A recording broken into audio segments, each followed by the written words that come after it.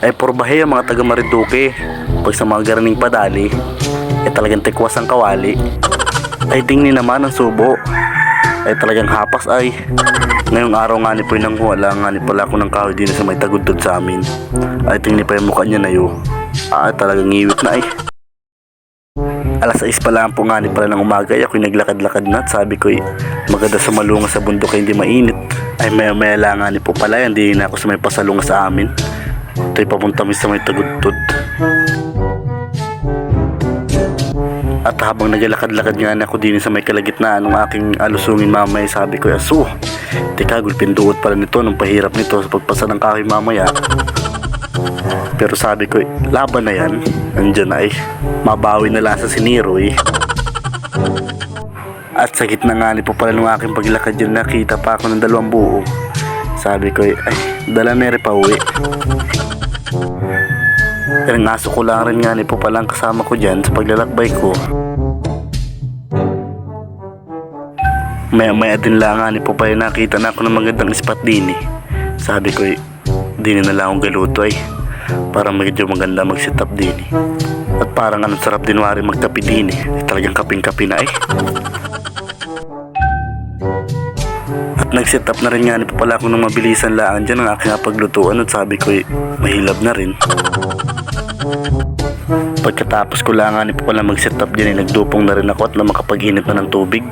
At ako'y kaping-kape na talaga kanina pa. Maya din lang nga ni po pala nagadalit ng aking dupong dyan at sabi ko aba, ayos ito, makapagkape na. Ay maya nga ni po nagkakulo na agad ng aking tubig at sabi ko aba, kuha ang tasa at magsali na agad, tiyo.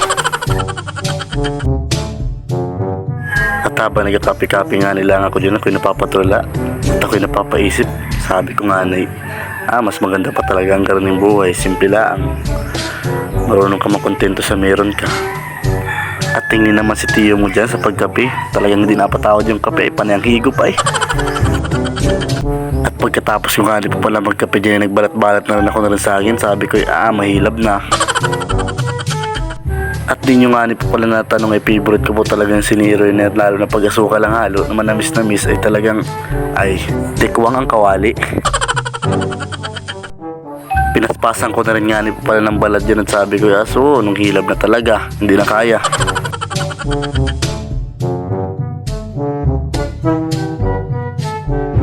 At pagkatapos ko nga ni po balatan dyan ay inugasan ko na rin at para maisalang na natin na rin at pakuluan natin sa tubig.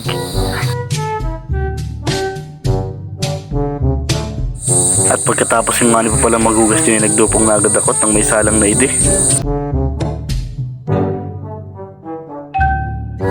Nagadalab na nga ni po pala may yung ating gatong dyan at may po makulo na rin yung ating siniro na nandyan. Kapakuluan lang po natin sa tubig.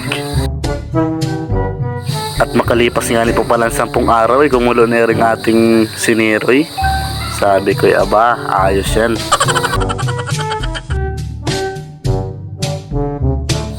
At yun nga ni po pala sa parte na yan ako'y nagawala ng aking panghalo.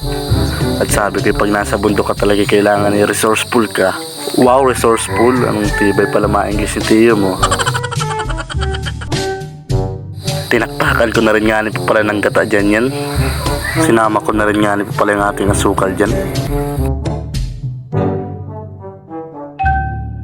Sabay hinalo-halo ko lang po dyan yan para mamix yung ating asukal dyan sa ating saging. At pagkakating nga po pala niyang ating siniro ay naroon, sabi ko ari na, laban na eri. Nagputrip lang kami dalawa dyan ni Biloy. Nagpasalamat lang nga po pala ako kay Lord dyan sa mga biyayang dumating sa akin ngayon. Sabay lantak pagkatapos first bite naroon, anong ginhawa nun.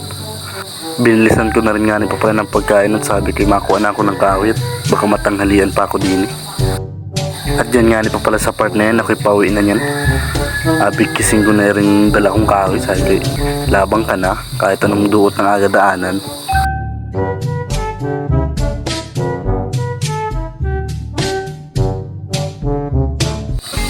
Hindi mo lang namamalayan, marami ka lang nalalampasan na pagtagumpayan. Hindi lahat ng tagumpay kailangan ng ingay. Hindi lahat ng panalo ay kailangan nakikita ng mundo. Kaya ipagpasalamat mo lahat ng maliliit na bagay na dumadating sa'yo. Kahit yung hindi nakikita ng mata mo o ng ibang tao. Ang mumunting patak na biyaya ay parte ng iyong paglago. Ang paisa-isang hakbang ang magdadala sa iyo sa dulo. Paunti-unti man ang pagbabago, ipagbunyi mo. Dahil kahit papano, mayroong progreso.